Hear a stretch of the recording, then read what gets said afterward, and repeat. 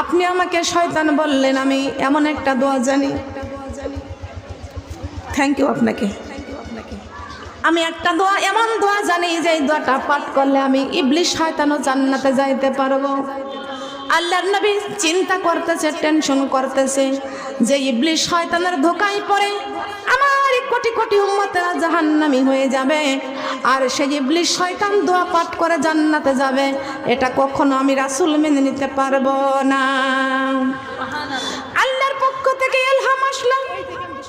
আল্লাহ পাক রব্বুল আলামিন জিবরাইল আমিনকে পাঠাই দিয়ে বলতেছেন, ও জিবরাইল, ইবলিস শয়তান যা বলেছে কথা সত্যই বলেছে। ইবলিস শয়তান যদি ওই দোয়াটা পাঠ করতে পারে, ইবলিস শয়তানও জান্নাতে যাইতে পারবে। আল্লাহর নবী বসে আছে, উম্মতের জন্য চিন্তায় পড়ে আছে। ইবলিস শয়তান দাঁড়াইয়া আছে।